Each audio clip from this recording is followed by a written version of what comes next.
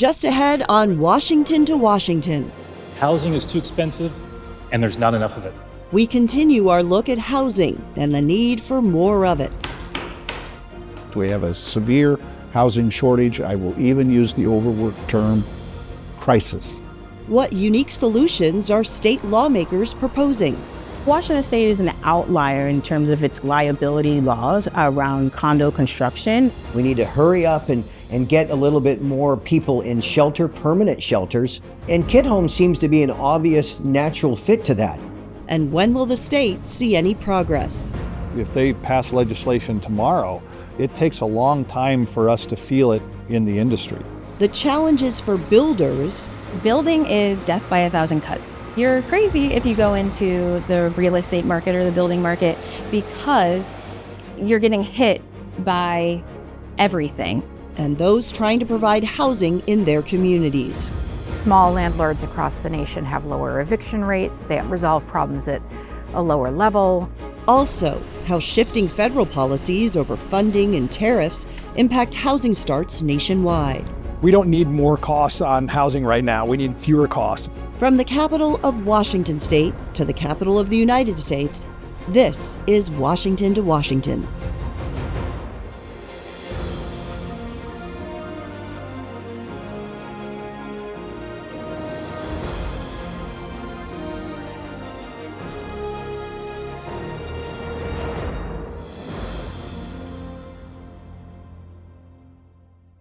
Hello and welcome to Washington. I'm Jennifer Huntley in Washington State. 1 million more homes by 2045. That's the number the Washington State Department of Commerce says must be built in order to meet current housing needs as well as population growth. If you work in the construction industry or have ever lived through a construction project in your own home, you know how unpredictable building can be. There are so many variables, including permitting hurdles, costs, finding labor, and material. Add to this the volatility of unpredictable tariffs and the potential loss of labor due to immigration policies, and it could be challenging to reach those home building goals. In addition, about half of those 1 million homes need to be affordable housing for low-income households. In part one of our two-part series on the housing crisis, we examine the high cost of housing and how nonprofit organizations are partnering with Washington State's Housing Trust Fund to build affordable housing. Our overall pipeline is over 300 homes that we're working on over the next 5 years. Despite those efforts, the state has a long way to go. Housing was a focus during the last legislative session. A record-setting $605 million was dropped into the Housing Trust Fund for the construction of affordable housing projects.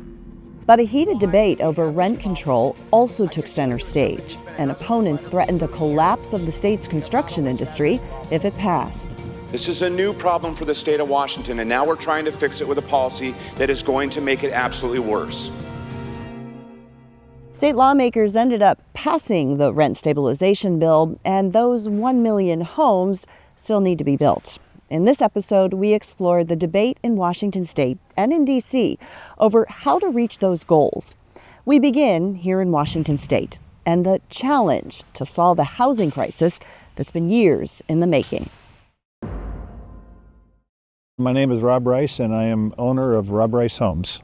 If you've been around the South Sound region of Puget Sound, you've probably heard his name or seen his signs. For 40 years, Rob Rice has built more than 50 new home communities in the cities of Olympia, Lacey, Tumwater, as well as Pierce and King counties. 4,000 homes in all. A lot has changed in those years. When I started in this market in the late 80s here, it was all local builders. I was one of maybe 10 local builders that all had our piece of the pie here. And I would say 75% of the market now is dominated by nationals. There's really only 2 local builders of my size left standing. His communities offer a slice of Americana, backyards and front porches, sidewalks and playgrounds, the chance to fly the American flag, and a dream realized. But that dream is becoming more expensive. Just in this development 5 years ago, the house behind me I was selling for $350,000. That house right now is $710 in 5 years. Part of it is supply and demand. There just aren't enough houses, and building new ones doesn't happen overnight. The development where we interviewed Rice is being built in phases. He bought the land in 2006. 14 years passed, along with a recession and a pandemic, before he could break ground on the first home. After the Great Recession, probably 75% of the land developers were wiped out, and probably 50% of the builders were wiped out, which meant for a period of about 5 years, there were no new projects promoted at all. Rice can point to a few things as a developer that he thinks should change to speed along the process of getting homes built. The first has to do with the often debated issue of permitting. My permits for this neighborhood are about $30,000 a lot. Compared to when I started right over the hill there, they were $800 a lot. Now, I think a lot of those costs are needed to help offset the impacts of infrastructure, but I used to be able to get a permit in a week. And now it takes 6 to 9 months to get a permit, and that's the problem. The other issue has to do with the Urban Growth Area, or UGA, a designation under the state's Growth Management Act. Urban growth areas impact building codes and determine where development can happen in cities and counties. The problem is a lot of the areas within those urban growth boundaries cannot accommodate the level of development that was anticipated years ago when they set those boundaries. They can only be adjusted every 10 years, and growth is happening so fast that we really can't, the 10-year updates don't really keep up with what our housing needs are. While the legislature has passed UGA swap laws that allow for areas that are not buildable to be replaced with areas that are, counties are hesitant to approve swap plans outside of the Growth Management Act update that happens every 10 years. This is not expanding. This is keeping the areas of the UGA the same. It's just taking areas that really can't be developed and swapping that out for areas that are ready to be developed. We have a severe housing shortage. I will even use the overworked term crisis. Lieutenant Governor Denny Heck acknowledges the challenges between passing a law in the legislature, like the UGA swap, and putting it into practice in cities and towns across the state. Traditionally, local governments have been responsible for land use decisions. And the reality is that we have too few homes. And the legislature is trying to do things to create more homes. So there's been quite a bit of friction between the municipalities and those seeking to increase supply. Shortly after Governor Bob Ferguson was elected in November 2024, he appointed Lieutenant Governor Heck to chair a committee to come up with a report on how to increase supply and affordable housing in Washington. Look, the high-end homes tend to get created because people with high incomes, high net worths usually can take care of themselves. But the fact of the matter is, I'm most concerned about the affordable homes because the financial incentives for the private sector to create those have been diminished by a variety of factors. So we have to stay very focused on increasing overall supply with particular focus, I think, on the affordable homes. Housing is too expensive, and there's not enough of it. The governor himself made it clear in his inaugural address to the legislature in January 2025 that housing was a top priority. We must make it easier, faster, and less expensive to build housing of all kinds. The times call for action, and that is why I'm signing an executive order immediately following this speech, directing state agencies to review all regulations that impact housing, permitting, and construction, and identify any provision that can be streamlined, deferred, or eliminated. One of those state agencies is the Department of Commerce, which takes housing legislation that passes and puts it into practice. Former state senator and now Commerce Director Joe Wynn has been on both sides of that process and knows the government can't build or fund all the housing that is needed. So the amount that the Housing Trust Fund actually funds is a very small amount. So we certainly have levers as a state on the finance side, but we also need to leverage the private market as well. Wynn says because of this, the system should be easier for developers to navigate. When you look at things like permit reform, when you look at, aligning capital stacks, when you look at trying to help our developers move through this process, that's ways to do it. But the number one driver of housing is interest rates. Our builders are often seeing a higher interest rate than what we would see as consumers.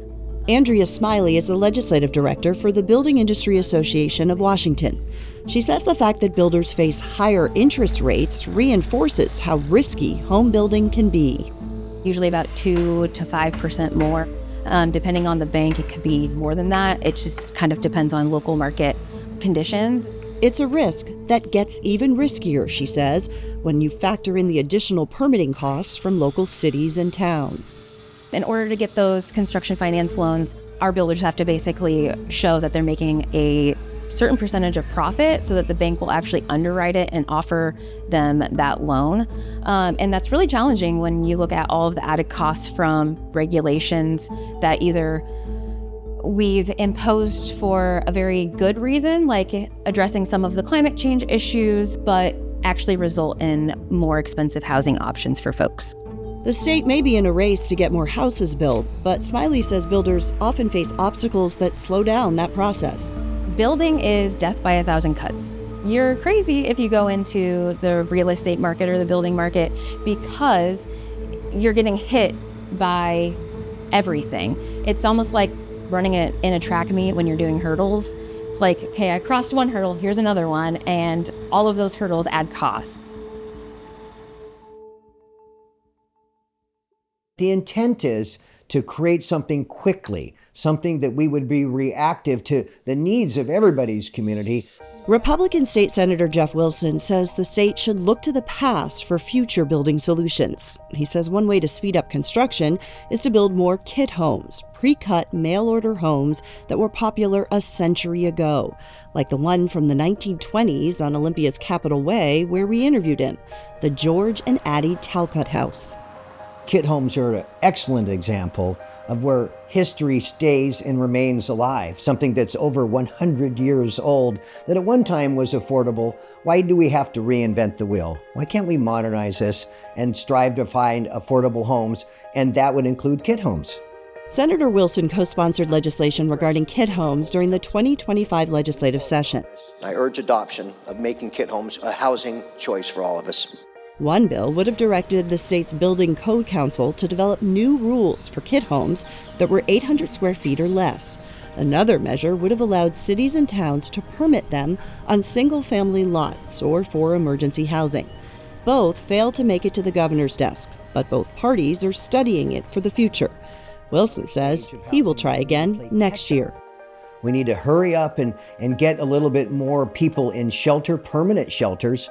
And kit homes seems to be an obvious natural fit to that. We need to open up our supply for condominium construction. One idea that did make it to the governor's desk was a bill sponsored by Democratic State Representative Jamila Taylor. I'm in the Federal Way area, so South King County, and we're a bedroom community that's tucked between two giants, Seattle and Tacoma. Taylor's legislation is aimed at getting more condominiums built by requiring the seller of a new condo to provide a warranty to the buyer.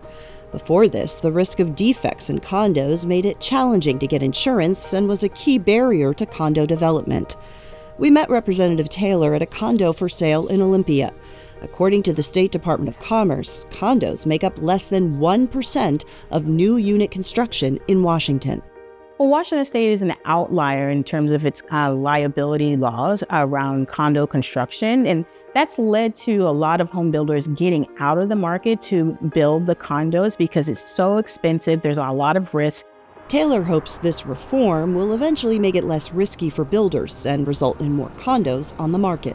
We want to make sure we're building really good long-term homes that folks can have for generation after generation, but make it so that the builders feel confident that they can predict how and what they are producing for the community. Many of the new ideas and unique solutions from the 2025 session were bipartisan. Housing disaster. But not the rent stabilization bill, which capped rent increases to 7% plus inflation or 10%, whichever was less. There were concerns the measure might push builders out of Washington state at a time when they are needed more than ever. The connection between rents and building more apartments shows how hard it can be to look at increasing supply without also mentioning affordability. I'm a small mom and pop landlord in Olympia. I've been doing that for about 20 years. For landlords like Whitney Bowerman, the rent stabilization legislation was the culmination of a pendulum swing that happened over the past several years. Historically, we have had a real imbalance of the power where landlords have had all the power. Now they're creating a situation where tenants have all the power. So we need to do something to bring it to the middle. When Bowerman and her husband Luke first bought a house to fix up and rent 20 years ago, they did it because they liked the process. Houses were affordable, and they felt like they were contributing to housing needs in the community. The climate was way different back then. Those days feel like a distant memory. So what changed? Homelessness was not what it is now. The landlord-tenant relationship was not what it is now. The statewide framework was not what it was now.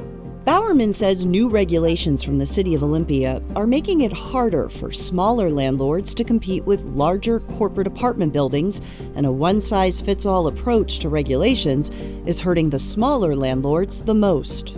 When they put forth their inspection program, they said, oh, well, we're calculating $35 a unit to have each unit inspected.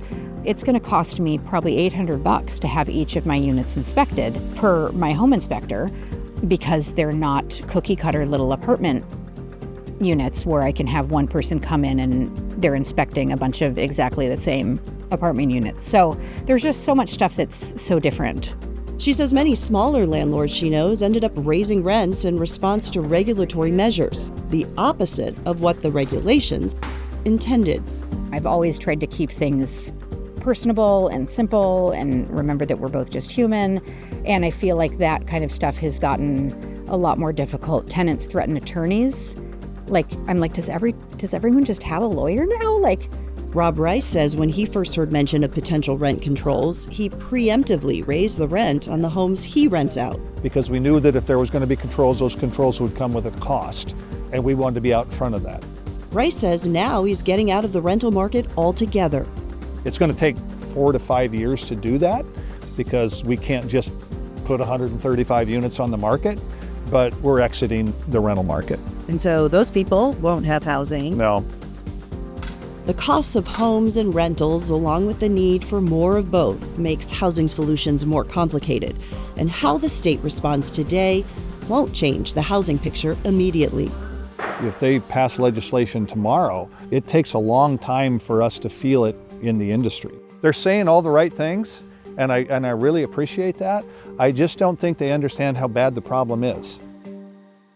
Whether it is a condo, an apartment, a single-family home, or a modular kit home, the state needs a variety of options for home ownership. Those options couldn't come soon enough. The longer it takes to build, the costs go up for everyone, including those who can barely afford housing today. Small landlords across the nation have lower eviction rates. They resolve problems at a lower level. For Bowerman, skyrocketing housing prices, rental regulations from both the city and the state, and a hostile renter-landlord climate has shifted the balance, as well as her desire to continue owning rental properties. So we had 10 units, and we're going to downsize to probably 4 or 5. She and her husband are selling off properties at a time when the city desperately needs more of the kind of housing they provide. Small landlords are often willing to look, do you have a conviction? Do you have a bankruptcy? Okay, well, let's talk about how old it is, or an eviction. Okay, well, let's talk about what that actually means. Whereas with the bigger landlords, a lot of times if you check that box, see you later. Other housing laws that passed in the 2025 legislative session included bills that require cities to allow denser housing near transit and banning cities from requiring more than one parking space per single-family home or 2 apartment units. Lawmakers say next session they will focus on speeding up permitting and building more prefab homes. An additional challenge for Washington builders is the volatile nature of the Trump administration's tariffs on goods like lumber and steel. Rob Rice says his lumber comes out of Canada and he gets his steel and rebar from China. If I have a cost increase of $10,000, it probably equates to a $15,000 to an $18,000 price increase in the house, because you've got taxes that are associated with that, real estate commissions are linked to that, excise taxes are linked to that. There's so many things that are linked to the price that push everything up. Of course, Washington isn't the only state impacted by tariffs or the need to increase housing supply. Nationwide, around 7 million homes are needed. How did we get here, and what impact will a new administration and a new congressional budget have on home building and access to affordable homes? We reviewed the fiscal year 2026 budget request for the Department of Housing and Urban Development. At a Senate committee hearing in June 2025, senators from both parties grilled Housing and Urban Development Secretary Scott Turner on President Trump's 2026 fiscal year budget proposal for the agency. Trump has proposed cutting nearly half of HUD's budget, about $33 billion. Secretary Turner defended the proposal. We've seen that just pouring money into these programs only has fueled existing issues. Now we're reversing course to be efficient and to be effective, not to be bloated and bureaucratic as we have been. But senators from both sides of the aisle expressed concern over cutting programs and funding at a time when there is a shortfall in housing nationwide. There's a danger to pulling on a loose thread. I'm concerned about the broader risk across federal housing programs, not only at HUD, but also at USDA and at Treasury. It feels like we're pulling on multiple loose threads without a clear vision of what comes next. The president wants to expand housing supply, but instead of investing in housing production, the budget eliminates funding for CDBG and home investment partnership programs. Some of the harshest feedback came from Washington State Senator Patty Murray. The entire point of your department is to help Americans keep a roof over their head. Mm-hmm. I am really afraid that pretty much everything that you and President Trump have done to date appears kind of in direct opposition to that goal. Murray not only criticized the proposed funding cuts, but also staffing level cuts carried out by the Department of Government Efficiency when Trump first took office. And now, after all the damage that's been done, you're here today requesting that Congress slash funding for your department nearly in half. That would force millions of Americans out of their homes. Washington State, along with a number of other cities and counties nationwide, issued a court challenge to new grant conditions for housing imposed by the Trump administration. The new requirements prohibit federal housing funds for programs that use DEI, gender ideology, or immigration language on applications. In a heated exchange with Secretary Turner, Senator Murray accused HUD of defying court orders by freezing money already designated for housing programs. I'm hearing that funds are still being withheld despite the court order. So I need to know if you know that and if you're going to make sure that the funds are released. Yes, ma'am, I'm the secretary, and so things that go on at HUD I'm well aware of. But I also know with this active litigation that I'm not going to say very much in our hearing today, but happy to talk to you as time goes on and as I'm able to. I commit to that. Yeah, well, we are running out of time. They're going to start evicting people, and they need those funds. Other senators worried about shifting the burden to states if the federal government pulls funds. Do you actually believe state and local governments have the ability to pick up the costs for services that will be shifted to them if all of these programs are eliminated? Secretary Turner pushed back, saying states will have more freedom to build as they wish. But this is a way for states to identify their unique needs and then to distribute their funds as they see fit. Secretary Turner also brought up an agreement that HUD signed with the Department of Interior to explore developing on federal land, which raised more questions from the committee.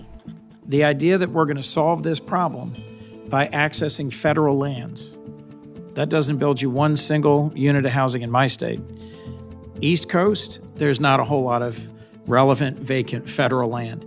And I dare say, although these are not my states or my geography, in states like, Wyoming or Montana or Utah, my hunch is the infrastructure cost to connect out to and build on available vacant federal land may not pencil out. So how did we get here? And how can a country at odds over ideology find common ground to build more homes? From the construction boom after World War II to nearly a century later and the need for more housing, history shows the evolution of homeownership in the United States. In the 1930s, African American homeowners faced significant barriers to accessing home loans and buying houses due to redlining and restrictive covenants. This kept them from benefiting from the post-war housing boom in the 1940s and accumulating generational wealth that many white veterans achieved. In 1944, the GI Bill provided mortgage loan guarantees for veterans coming back from the war. Along with increasing the number of homeowners, it triggered the rise of the suburbs. In 1965, Congress established the Department of Housing and Urban Development, and focus shifted to affordable housing. However, some of its early policies around the creation of housing developments resulted in significant racial segregation. Years later, the housing market was rocked by the 2008 financial crisis that exposed lax lending policies and practices. Builders walked away from entire developments. Mortgage reform meant homebuyers faced stricter lending standards. Home ownership rates and housing supply haven't fully recovered. Since the Great Recession, we have just not built to capacity in the United States. Jim Tobin is the CEO of the National Association of Home Builders, the main lobbying group representing home builders in the U.S. Even with that lack of production coming out of the Great Recession and ultimately meeting those demands in the future, we're still persistently short the number of homes that we need year after year. Tobin's message is much like the one we got from local builders in Washington state. Permitting is holding back progress. We have to get the land use process sped up, which means permitting times, permitting fees, land development processes. All of those are to start the delays at the front end and keep us from building housing faster. He says states that have less regulation benefit from more building.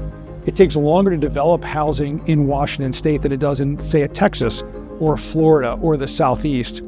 And in that case, you also have regulatory burdens such as energy codes, which drive up the cost of housing. That's going to make it harder for builders to build, but it's also going to make it harder for people to afford housing in Washington state. Along with permitting, Tobin says the country needs more skilled labor to build the houses, an additional challenge due to President Trump's immigration policies. Month after month, we're about 200,000 to 300,000 jobs short in the construction sector. While there is a lot regarding regulation that Tobin agrees with President Trump on, he says the association is worried about tariffs since 7% of the $200 billion spent on building materials in the U.S. comes from overseas. We don't need more costs on housing right now. We need fewer costs. While the debate over funding and the president's tariffs play out in D.C., some more liberal states are making changes that even just a few years ago might not have been considered. In Oregon, Governor Tina Kotek launched a new agency to fast-track home construction with the goal of 36,000 new homes each year. In California, a recent rollback of the California Environmental Quality Act shows the impact the housing crisis has had on that state, a place that has historically been protective of environmental interests to the detriment, some say, of housing needs. The 1970s-era law requires construction projects to not only analyze their environmental impacts, but address them in order to move forward on the project. Environmentalists have long called the law essential, while those who support growth say it has held back the development of critical housing in a state with 40 million people, a growing homeless population, and exploding costs. The state's Democratic legislature gutted parts of the act to make it easier to build, and Governor Gavin Newsom recently signed it into law. The move signifies a shifting mindset for a Democratic state, but one that builders say is the solution to increasing supply. Build, baby, build. Let home builders build is the secret to doing it. And we need lawmakers with courage to allow builders to build. The 2026 congressional budget that includes funding for housing and urban development needs to pass by October 1st, 2025. If Congress can't come to an agreement, they'll have to pass a continuing resolution to avoid a government shutdown. From Washington State, I'm Jennifer Huntley. Thank you for watching. We'll see you next time on Washington to Washington.